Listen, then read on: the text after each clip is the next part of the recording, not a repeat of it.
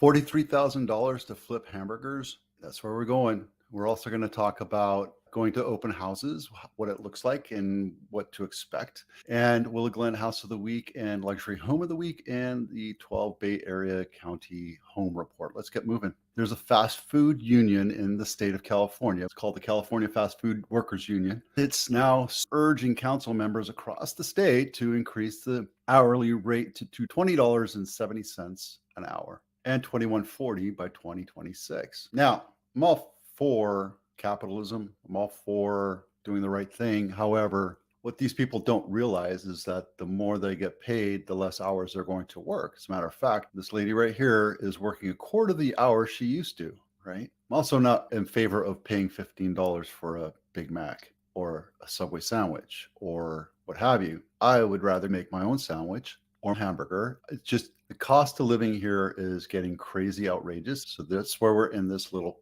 push and pull. The problem is these people are dependent on this as a paycheck and they see this as a career. I don't see working fast food as a career because what they're ultimately doing is hurting themselves. They're pushing the wage up, but they're going to earn less hours and they're going to ultimately find themselves out of a job. The owners of these fast food restaurants, they don't care. If it gets too much, guess what they're going to do? They're going to close the doors. They're going to ultimately unemploy these people, and it sucks. I don't eat fast food, but maybe once every couple months. I have a specific diet trying to get rid of my body fat. So I stay away from fast food. Unless I'm traveling, I'll enjoy a burger, but I'm also going to spend $15 for a burger at a place where I will be served, not stand in line and give an order. Just not going to do that. By the way, the burgers that you get at sit-down restaurants are going to be a lot more tasty, and you can order other things like vegetables and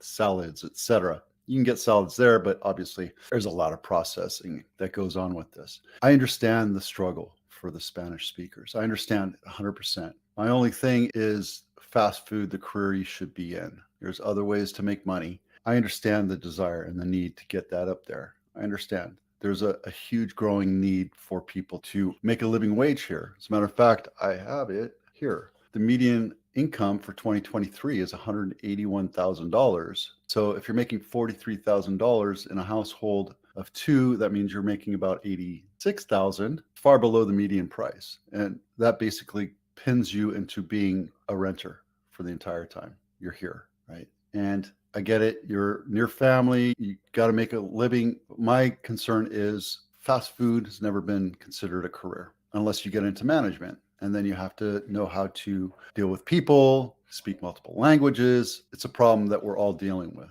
I don't think this is a solution to the problem. I think what we have to do is teach people how to get a career and get an education and learn to do better. The reason I brought this up is because affordability in California, along with across the United States, is becoming unaffordable for many people. When people see, oh, I can make $20 an hour in California, I'll just move there. What they don't realize is the cost of living is so much more expensive here than it is wherever they're coming from. They find themselves in a further deficit, and it's a dangerous game they play. Unfortunately, it's just the way life is. And it's not going to make it so that people can afford to even rent here. So what they might wind up doing is having to travel from different counties to get here to make their minimum wage job. There's a new form that the NAR requires us to use if you come to an open house. It's not something you should be afraid of. It's something that you're just going to have to deal with. It's something because of these lawsuits, we're protecting ourselves to make sure you understand who's being represented. So when you come to an open house, this is the form that you're going to be required to sign. In the past, I would never have people sign in unless they wanted to. Now it's a requirement. And there's also further instruction on there saying that we do not represent you. So if you ask questions or you give me information about you as a buyer, I have the right and quite frankly, the duty to tell my seller about your story. My suggestion is be tight-lipped about what you say to a listing agent or whoever's hosting the open house, because their job is to protect the seller, not you. You're not being represented by them. So just understand that. If you sign this, you're not being represented. You're not due any course or what have you. If you're working with another agent, this just says that you are here and there's an understanding that the seller and that agent at the open house, whether it's the listing agent or a host, is not representing you. And why is that important? We'll talk about that in a second. Communication at the open house property tour is for the benefit of the seller. You might want to look at a lot of different homes, and that's your option. But if you're going to do it with open houses, there's going to be something for the seller to get out of it. Communication with the agent is not confidential. Any information the visitor reveals to the agent at the open house may be conveyed to the seller.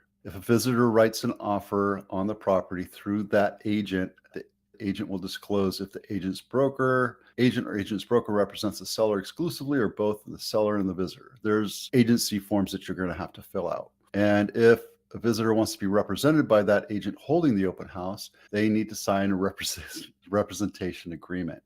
Visitor is an exclusive relationship with another agent. This is not intended as a solicitation of that visitor. Understand that there's no commitment with this form, just a declaration that the host, whether it's the listing agent or another agent, is representing the seller to the best that they can to sell that house. No way, shape, or form are they representing you as a buyer. Why do they do this? Because of that our lawsuit that happened last year, and now we're figuring it out. And will this change? This is going to change. Just be prepared that this is going to change. So if you want to read this, I have the link in my blog. You're very welcome to take a look at it. How this affects you as a buyer before. We'll be talking about this more as this shakes out, because the buyers got dealt a bad blow, in my opinion. If you're going to look at multiple open houses, download this checklist.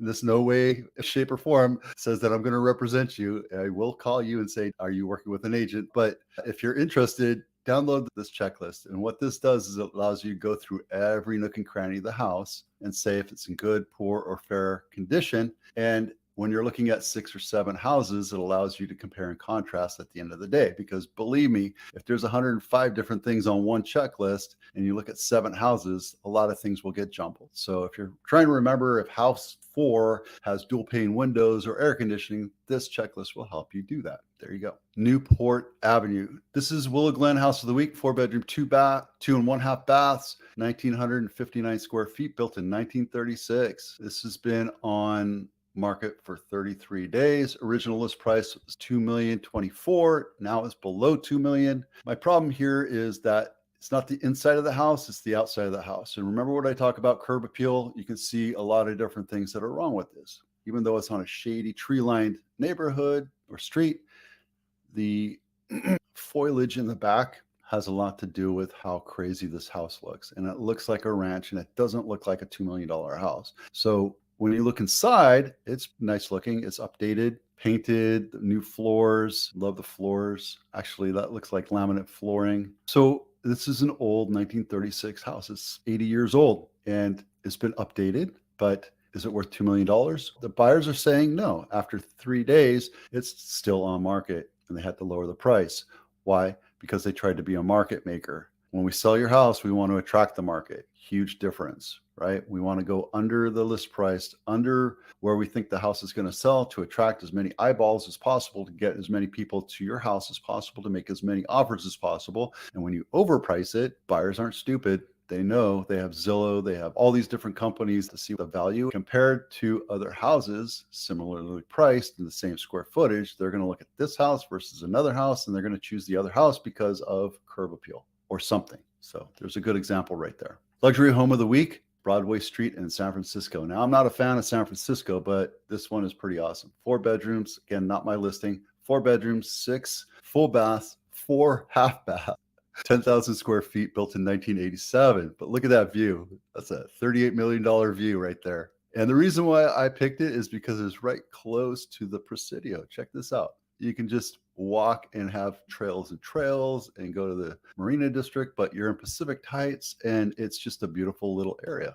There we go. Yeah, let's take a quick look and see what this looks like. Very stately. Wow. Feels like Michael Douglas has been in this house before. The game. It's a good game.